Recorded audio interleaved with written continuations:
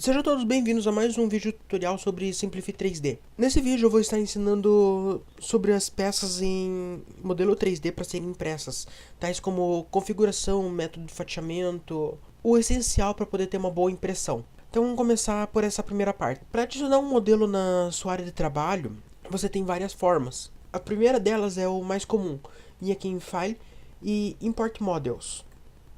A partir daqui ele vai abrir essa tela.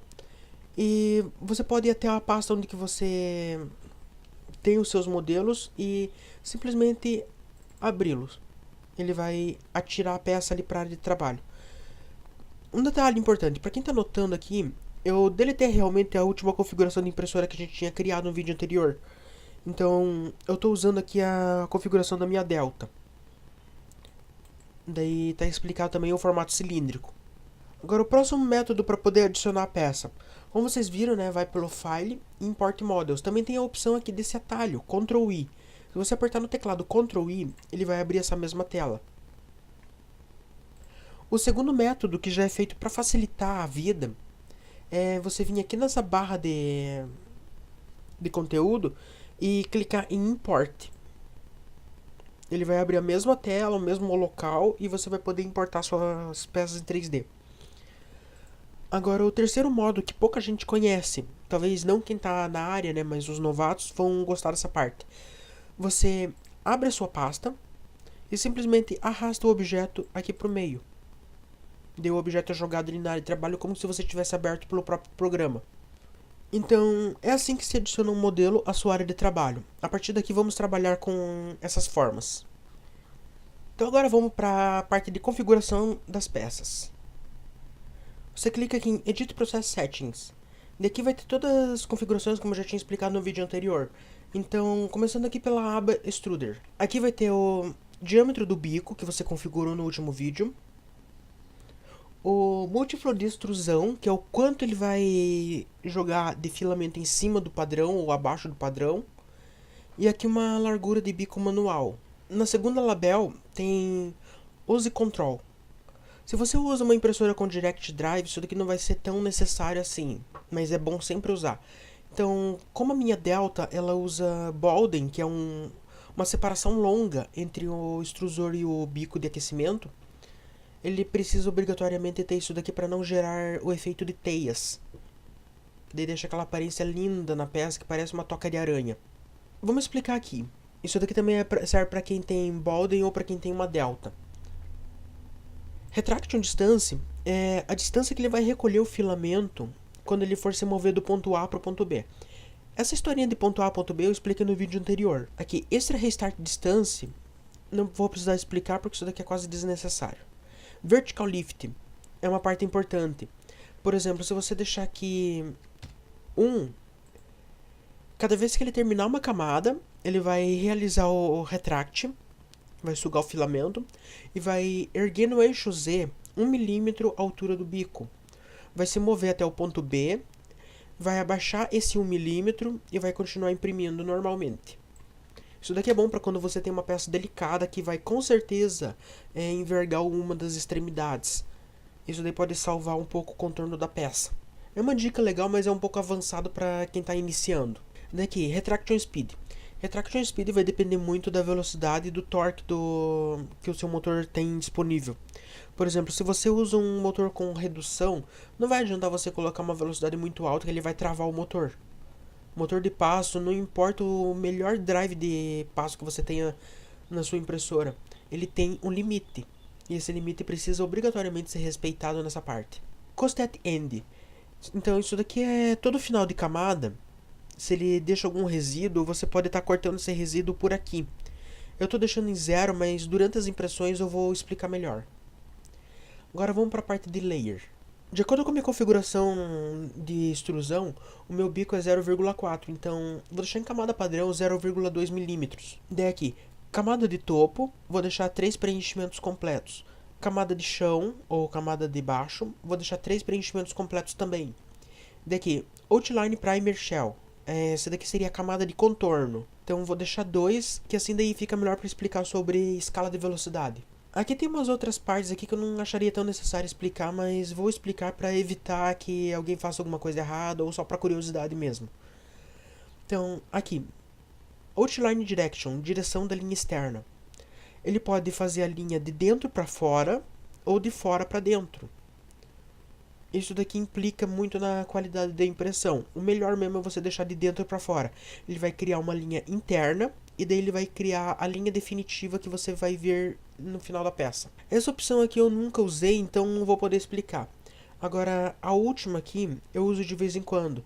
É Single Outline Corkscrew Printing Mod, ou Vase Mod. Isso daqui é para quem está querendo imprimir vaso, ou vai imprimir uma forma cilíndrica ou esférica, uma peça que tenha apenas uma única linha de face. Como por exemplo, vou dar um aqui só para mostrar. Se eu estivesse imprimindo cada uma dessas peças aqui separadamente, eu poderia usar aquela opção, que daí ele vai criar apenas uma única linha no contorno, não vai mudar a camada. Ele vai mudar a camada, só que você não vai perceber que ele está mudando camada, porque vai ficar muito perfeitinha a mudança de camada. Você quase não vai notar na lateral da peça. É uma opção muito legal. Então, de Layer Settings a gente já terminou. Eu não vou selecionar a opção de vaso porque aqui tem várias peças, ele não vai deixar fazer. Então vamos aqui em First Layer Settings, a configuração da primeira camada. Se você é novo nessa área de impressão 3D e for colocar sua impressora assim na louca para poder imprimir, vai notar que a primeira camada vai ser muito lenta. Então, isso é devido à configuração da primeira camada. Então, a configuração aqui se baseia assim. Altura da primeira camada. O ideal aqui do programa era 90%. Eu deixei em 100% para não afetar o tamanho final da peça. Por exemplo, um cubo de 10 mm teria 9,8 mm. Isso não ficaria muito legal para uma peça mecânica, por exemplo, que precisa de medidas exatas. Agora, para uma peça decorativa não tem tanto influência assim. Largura da primeira camada. Isso daqui é uma influência também para a adesão.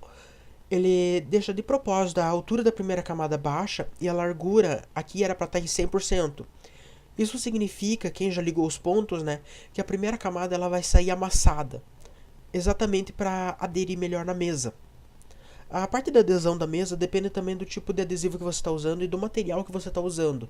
Se você está usando PLA, uma simples fita de pintura já serve. Uma leve passada de spray adesivo também está ótimo. Ela não exige cama aquecida. Agora, o ABS, ele é mais chato para trabalhar. Ele precisa estar com a cama quente acima de 100 graus, até 115 graus, que é o ponto ideal para ele não descolar a primeira camada. First Layer Speed. Isso daqui é responsável por aquela tua primeira impressão de... Nossa, tá muito lenta essa impressão. Vai ficar assim até o final. Não. É só a primeira camada que vai ser em 50% da velocidade total da impressora. Então, não mexa nessa parte de velocidade. Quanto mais lento ele fizer a primeira camada, melhor para você. Que daí ele vai aderir melhor a peça à mesa. Ok, Start Points eu não vou explicar porque isso daqui é desnecessário. Adicionais. Eu não vou estar explicando essas 3 casas que estão fechadas aqui, porque não é necessário nesse vídeo, mas futuramente eu explico. Use Skirt Brim. Isso daqui é para homogeneização do filamento antes da impressão. Então vou deixar aqui em 2 que já fica ótimo. Essa parte aqui sobre extrusor eu não vou explicar agora porque é desnecessário. A hora que eu for usar a minha impressora maior, que tem 2 cabeças de impressão, daí vai ficar ótimo para explicar. Então, por hora, essa primeira opção, Skirt Layers, é referente a quantas camadas ele vai fazer essa homogeneização. Como é homogeneização, né, ele vai fazer isso daqui obrigatoriamente antes da impressão, uma camada só é o suficiente. 2 seria um desperdício. Aqui, Skirt Offset from Part. É a distância que ele vai fazer essa homogeneização. Distância, né, referente à peça principal. Então aqui eu deixei em 4 mm. Daqui a pouco eu explico melhor sobre isso. Agora, Skirt Outlines. Aqui é o número de contornos que ele vai fazer para homogeneização. Então aqui você pode colocar vários contornos, ou a partir daqui você pode gerar o brim, como todo mundo chama. Deixar a homogeneização diretamente colada à peça para melhorar a adesão dela na mesa. Raramente precisei usar isso, então talvez eu explique. Vamos aqui para Infill, que é porcentagem interna. O Infill vai ter aqui, como vocês já viram nos outros, né, a extrusor. Minha Delta só tem um extrusor, vai um extrusor. Então aqui, preenchimento interno. Preenchimento interno, ele tem um monte de preenchimento interno. Vamos deixar no primeiro, rectilinear, que é o mais simples. Fica melhor para explicar. Daqui é o preenchimento externo, que no caso seria a camada de chão e camada de topo. Ele só tem apenas o rectilinear e concentric. Vou deixar no rectilinear, que é o padrão de toda impressora. É o melhor recomendado. E agora as partes numéricas de configuração. A primeira aqui é a porcentagem de preenchimento interno. Você pode estar regulando ele automaticamente por essa barra aqui, que ele vai mudar ali sozinho também. Eu vou deixar em 0 para explicar melhor. Durante a modelagem da peça. Outline Overlap. Isso daqui é um tipo de camada de sobreposição. Aqui eu deixei em 35%, mas vamos deixar em 0.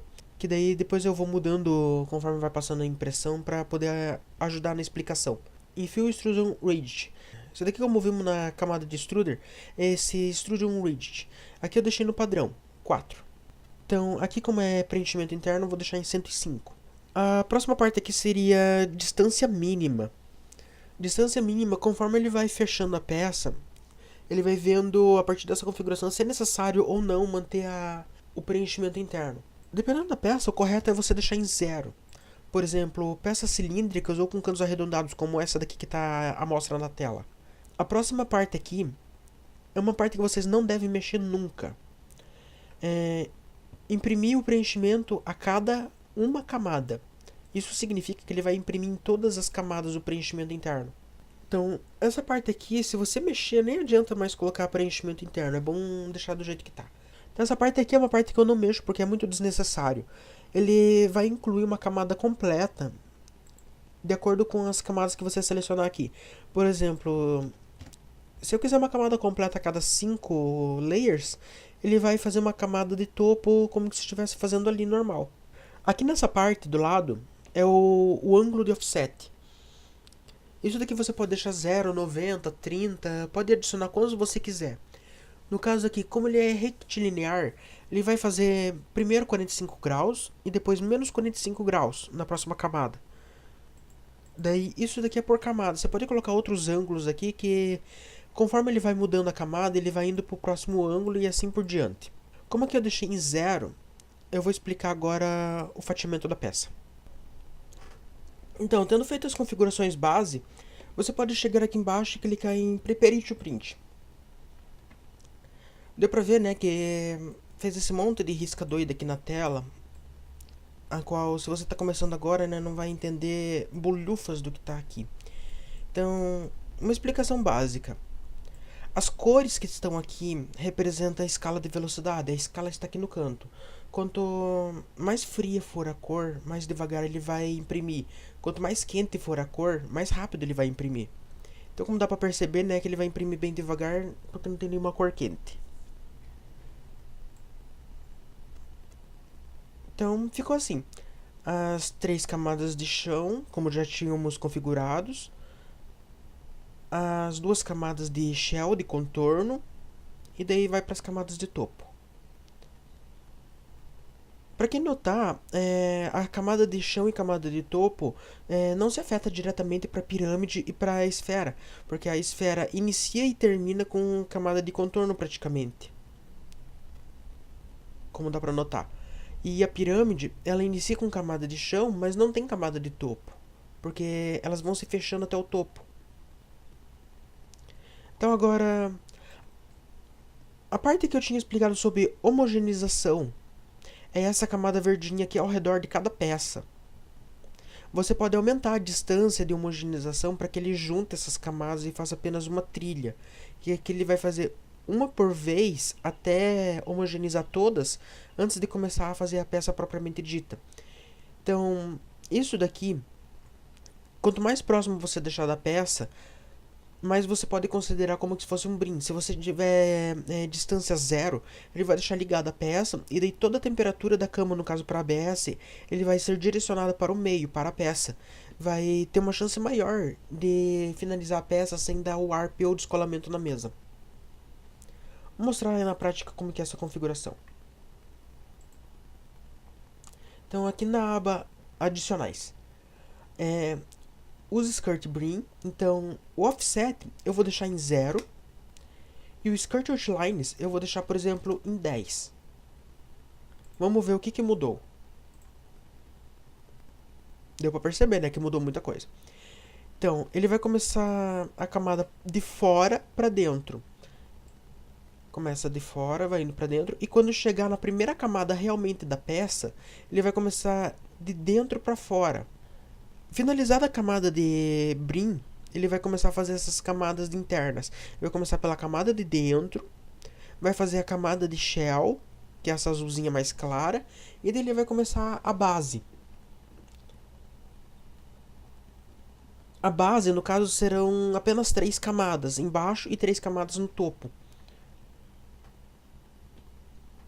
Só que para modelinho simples, ou por exemplo para quem está usando PLA, isso daqui é muito desnecessário. Então vamos retornar. Colocar as configurações que estava antes.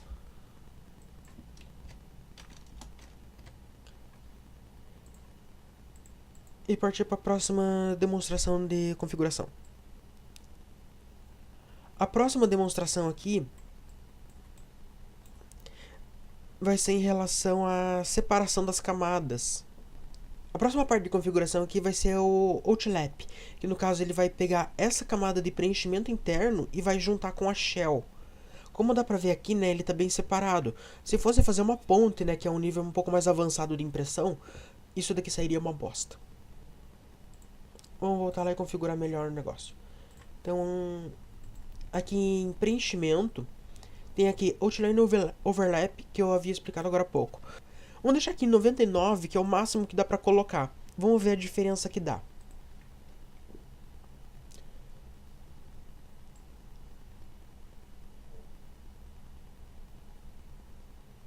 Olha só, aquela separação que tinha aqui sumiu. Então isso serve bastante pra fechar essas bordinhas. Tá aí um recadinho bom pra quem tava me questionando nos grupos. O overlap fecha as camadas de topo com os contornos.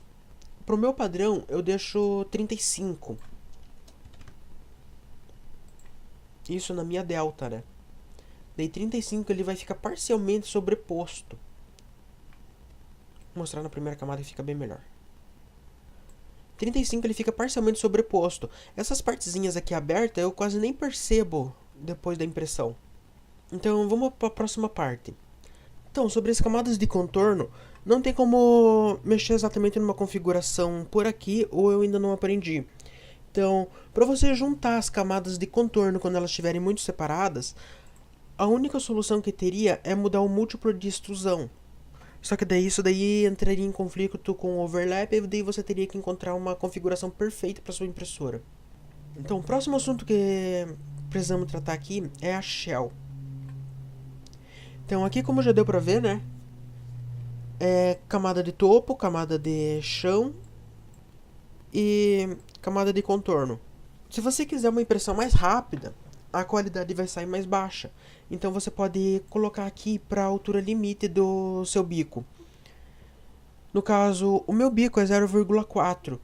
Dizem, né, que a altura máxima para camada nesse tipo de bico é 0,32 milímetros. Mas eu não recomendo usar acima de 75% da largura do bico. No caso, então, o meu bico é 0,4, eu posso usar no máximo 0,3. Eu deixo 0,2, que é uma camada padrão para mim. Então, Outline Primer Shell.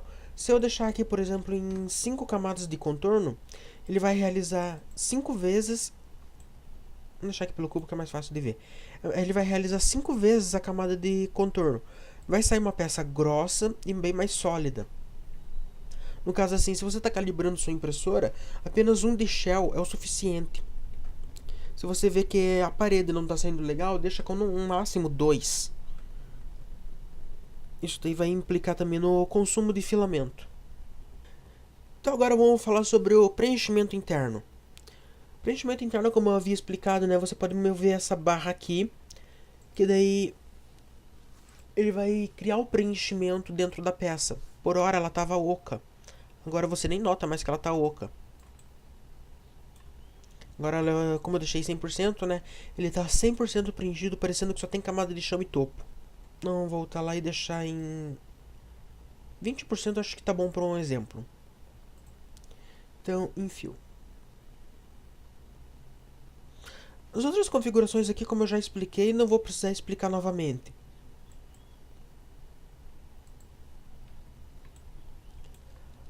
Agora, vou explicar o motivo de você precisar usar esse preenchimento interno em determinadas peças. Por exemplo, num cubo, ou peças que têm a parte de cima plana. Então, você que está começando agora nessa área de impressão 3D, não vai querer fazer uma ponte assim de cara e fazer merda na peça. Então, é bom usar um preenchimento moderado para quando chegar na camada de topo, para quando você chegar assim nessa camada de topo, a camada ter aonde se apoiar. Que daí, de acordo com as linhas que tem aqui, ela vai se apoiando e dando continuidade, assim, salvando a peça.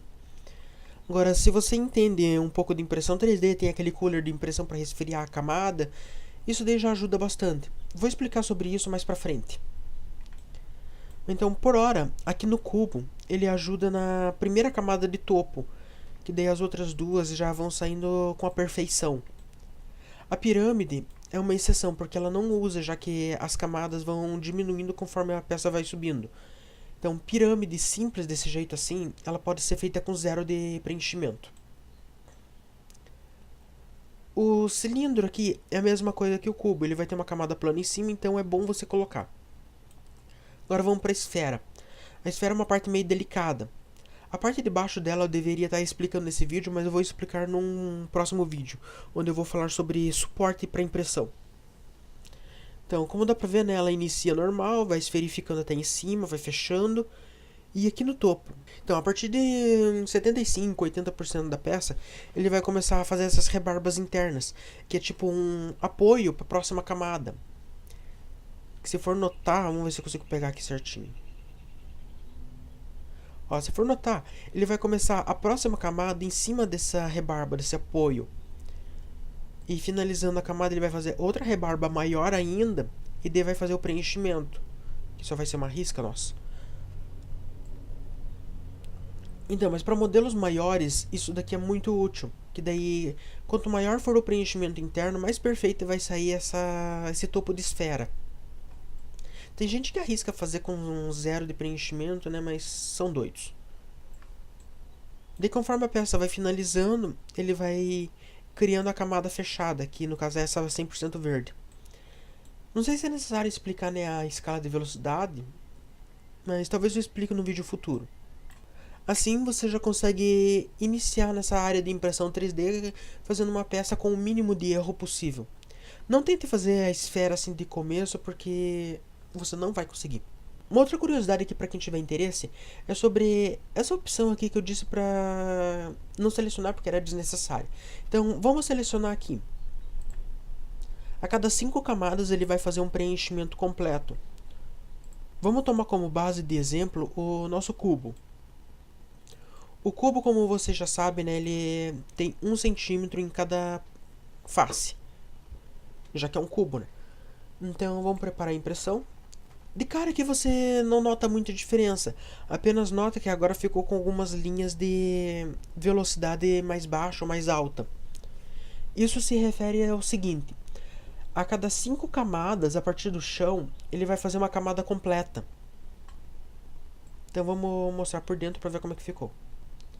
Então, primeira camada, segunda camada, terceira camada, quarta camada, quinta camada. Você nem percebeu. Ele fez uma camada completa na quinta camada de preenchimento, na quinta camada de impressão. Vamos até a 10ª camada para ver. 6, 7, 8, 9. Então, aqui você já consegue ver o preenchimento interno. E na próxima camada, ele já vai começar a fazer um preenchimento completo da camada inteira. E assim vai indo conforme vai decorrendo a impressão, até chegar nas camadas de topo. Eu considero essa opção bem ridícula, desnecessária. Em todas as peças ele fez o mesmo.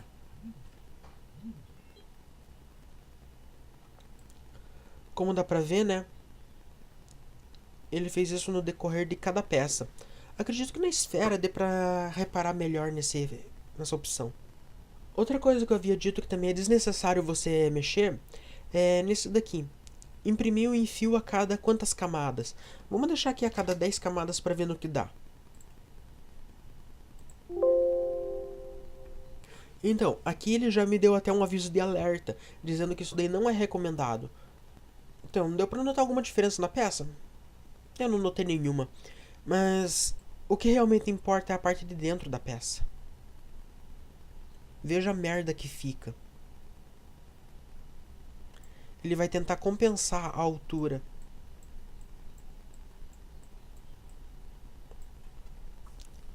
Então, eu não recomendo mexer nessa opção.